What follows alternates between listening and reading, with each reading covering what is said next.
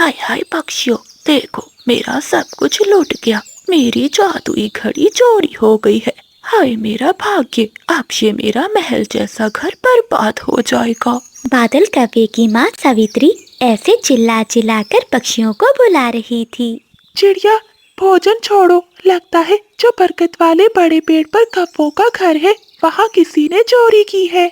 माँ जी की वो घड़ी कोई मामूली चीज नहीं थी। वो तो सदियों पुराने उनके परिवार की एक निशानी थी, जिसे माँ जी बहुत संभाल कर रखती थी। हाँ तोते, देर ना करो, मुझे तो पहले ही शक था बादल कव्वे पर। वो अपनी माँ और पत्नी की पीठ पीछे उस पिंकी कव्वी के साथ कोई खिचड़ी पका रहा है। ऐसा कहते हुए कोमल चिड़िया और चीकू तोता कव्वों के घर जाते हैं। वहाँ बादल कव्वा बड़ी चालाकी से अपनी माँ के आंसू पोंछ रहा था। माँ, रोए मत। मैंने सुबह सवेरे देखा था, बिजली कवि आपके कमरे से दबे पांव निकल रही थी और उसके पंखों में कुछ छुपा हुआ था। तभी पड़ोसन की पिंकी कवि भी वहाँ आ जाती है। हाँ माँ जी, बादल ठीक कह रहा है। वो जा रही थी मेरे घर के बाहर से। मैंने पूछा कि कहाँ जा रही हो, तो उसने मुझे जवाब नहीं दिया और घबराकर उड़ गई। हो ना हो वो घड़ी जरूर उसी ने ही चुराई है, ताकि शहर के जंगल जाकर वो उस घड़ी को बेचकर अमीर बन सके। ये सारी बातें सुनकर सावित्री को बहुत गुस्सा आता है। माँ जी, ये सब झूठ है। मैंने कुछ भी नहीं किया। तेरा यकीन अब मैं कैसे करूं? तू तो मुझे मारना चाहती है ताकि इस घर पर कब्जा कर सके। सुबह तू ही मेरे कमरे की सफाई कर रही थी। हो ना हो तू ही चोरनी है। माँ जी, मैं तो आपके कमरे की सफाई कर रही थी। आपकी घड़ी को मैंने पंख तक नहीं लगाया। चुप कर जा चोरनी, इसी वक्त निकल जा मेरे घर से, वरना मैं बास पुलिस को बुला लूंगी। फिर सावित्री और बादल कव्वा उसे धक्के देकर अपने घर से निकाल देते हैं। बिजली कवि रोती हुई वहाँ से चली जाती है और नदी किनारे जाकर बैठ जाती है। तभी कोमल चिड़िया, तोता और कबूतर बिजली कवि के पास आते हैं। बिजली बहन, हौसला रखो, हम जानते हैं तुम बेगुनाह हो, लेकिन सच साबित करने के लिए हमें वो घड़ी ढूंढनी होगी। बिजली, वो एक जादुई घड़ी है। वो तो बस सच्चे पक्षी के हाथ में ही टिक टिक करती है और झूठे के हाथ में वो उल्टी चलने लगती है और काले धुएं भी निकालती है। मुझे ये सब बातें मेरी माँ ने बताई थी।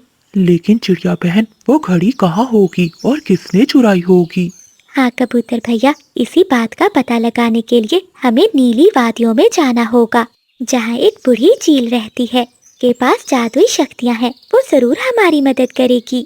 चिड़िया बहन, तुम्हारा बहुत बहुत धन्यवाद। तुम सब दोस्तों ने मुझ पर विश्वास किया। फिर बिजली कवि, तोता, कबूतर और चिड़िया नीली वादियों की ओर चले जाते हैं। रास्ते में वो पहाड़ों पर से गुजरते हैं, जहाँ उल्लू पहरा देते थे। लेकिन बाहर कोमल चिड़िया अपनी चालाकी से उन्हें चकमा देती है और वो सब पक्षी आगे बढ़ जाते हैं। वो सब नीली वादी में पहुँच जाते हैं, जहाँ बूढ़ी चील की गुफा थी। बिजली कवि सारी बात चील को बताती है। ठीक है बेटी, मैं तुम्हारी मदद कर सकती हूँ। बेटी, मैं तुम्हारी मदद कर सकती हूँ, लेकिन कुछ पाने के लिए खोना भी पड़ता है। बदले में मुझे एक दिन के लिए अपने गले की आवाज देनी होगी। बताओ, क्या तुम तैयार हो?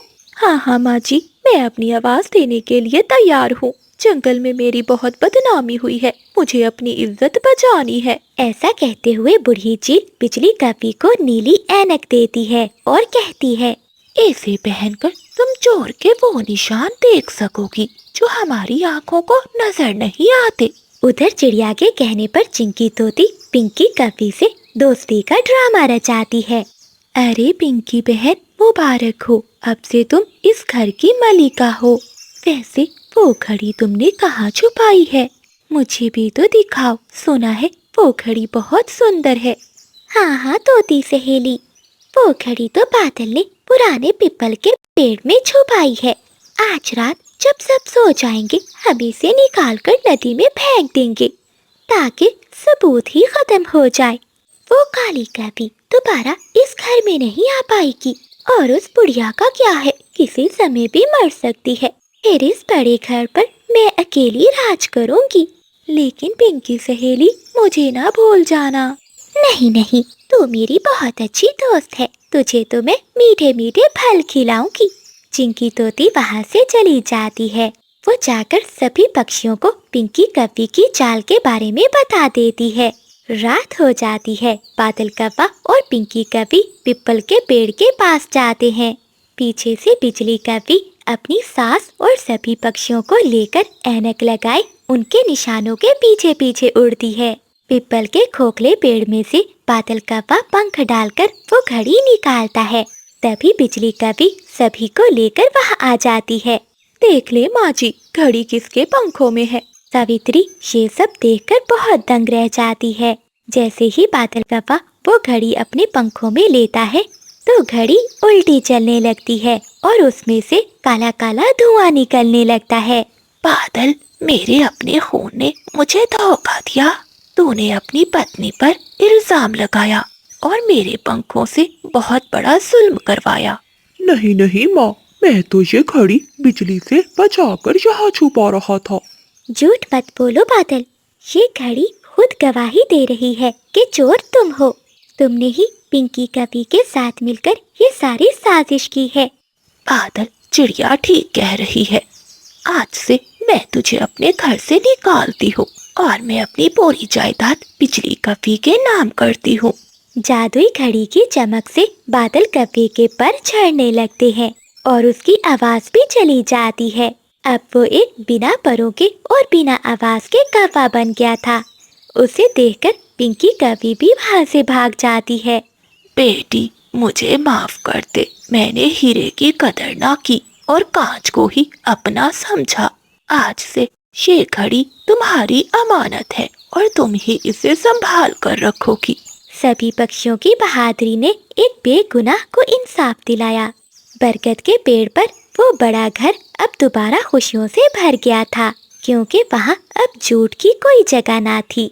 सच्चाई को छुपाया जा सकता है लेकिन मिटाया नहीं जा सकता। जो दूसरों के लिए गड्ढा खोदता है वो खुद इसमें गिरता है। तो प्यारे दोस्तों, कहानी को लाइक करना और चैनल को सब्सक्राइब करना मत भूलिएगा। आपका धन्यवाद।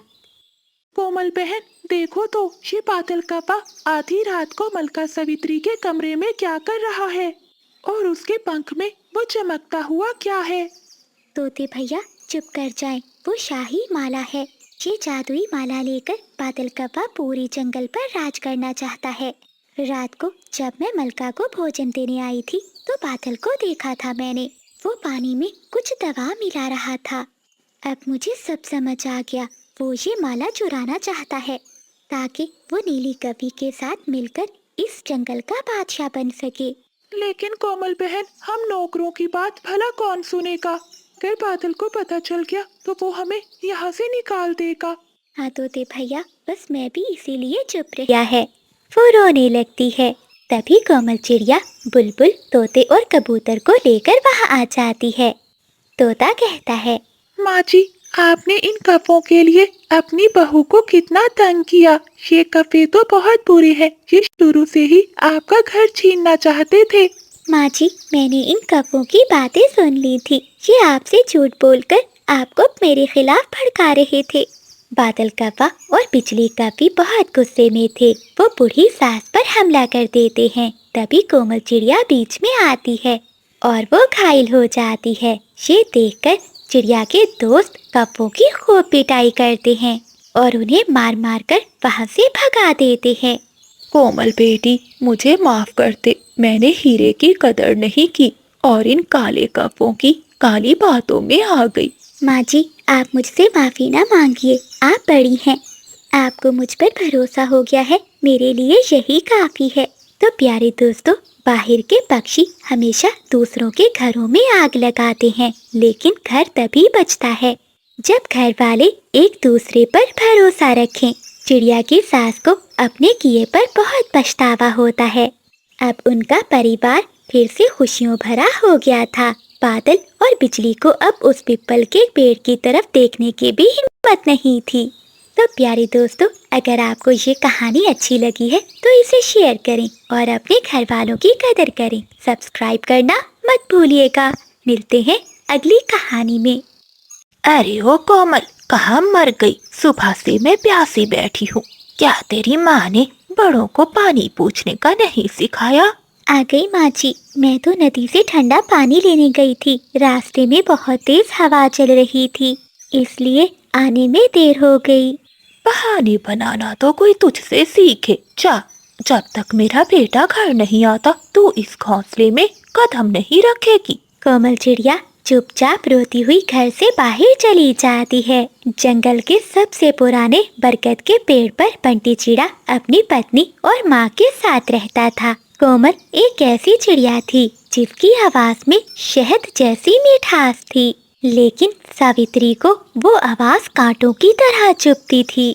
उसी पेड़ के सामने एक सूखा हुआ पेड़ था जिस पर बादल कव्वा अपनी पत्नी बिजली कव्वी के साथ रहता था।